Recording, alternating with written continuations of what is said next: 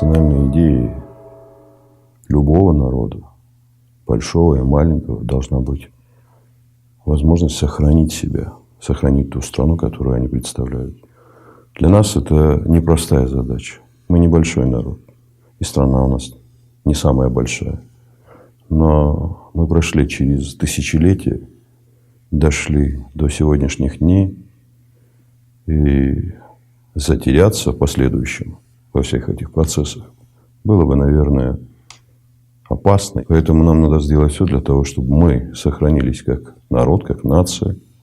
И мы, в свою очередь, сохранившись, приумножили бы возможности для того, чтобы страна состоялась. А таковых возможностей, к счастью, достаточно. Несмотря на то, что мы небольшое государство. Ресурсов и наше географическое положение, и готовность не просто выжить, а именно созидать для того, чтобы страна состоялась, у нас есть.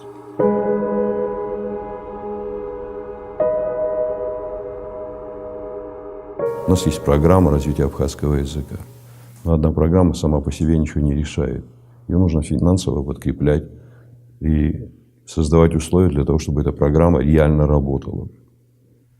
Мы неоднократно говорили о том, что на сегодняшний день важно то, чтобы, начиная от законодательных наших структур, исполнительной власти, в большей степени говорили бы на абхазском языке. Многие процессы, которые были начаты еще после войны, именно для того, чтобы абхазский язык стал бы доступнее как раз-таки и в диаспоре, делали все для того, чтобы обеспечить эту диаспору специалистами, соответствующими материалами. Сегодня эта работа активно также продолжается. Но есть и другие задачи.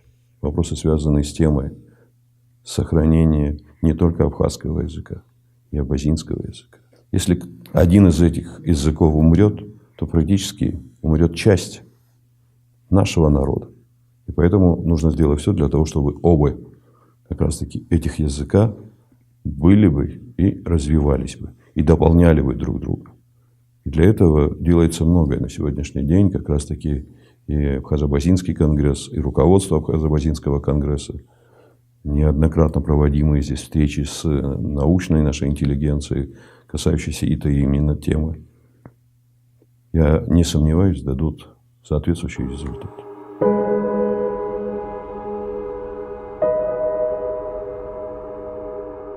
Немало сделано.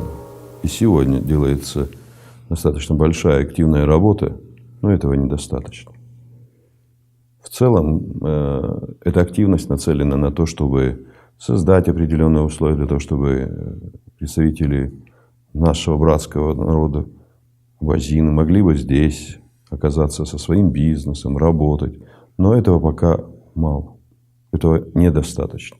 Мы все должны быть здесь и создавать именно абхазское государство. Нигде в мире больше нет такой возможности у наших народов. Сегодня нужно сделать все для того, чтобы многие, проживающие за пределами Абхазии, возвращались бы сюда. Вместе с нами строили бы это государство. Без участия наших братьев нам очень будет сложно.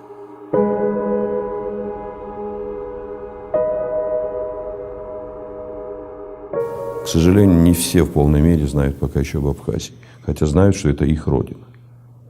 Но я благодарен нашим тем культурным центрам, которые организованы в Турции, которые активно влияют на самосознание наших людей о том, что родина находится именно здесь, в Абхазии.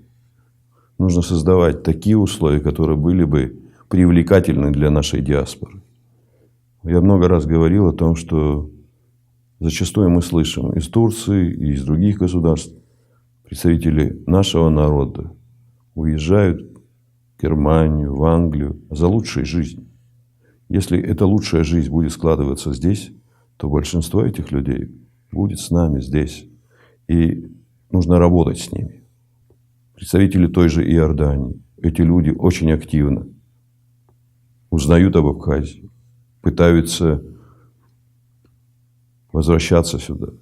Есть уже определенные возможности, которые дают нам уверенность в том, что это будет иметь большее продолжение. То же самое касается и тех, кто живет в других государствах. Подписал я указ, комитет преобразован в министерство. И сегодня у нас есть министерство по репатриации. Не просто перемена, говорится, названия и его статуса. Я не сомневаюсь в том, что мы правильно все-таки сделали.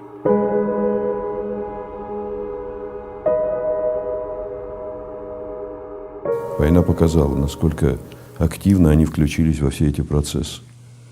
Часть этих ребят погибла, приехавших на защиту своей Родины. Они глубоко осознавали, что именно Родина их зовет сюда, и поэтому они оказались здесь. Часть выживших, победивших в этой войне осталась с нами жить, проживает и по сей день. Они заняты бизнесом, вовлечены в строительство государства. И многие из них очень активно влияют именно на процессы, связанные с темой репатриации.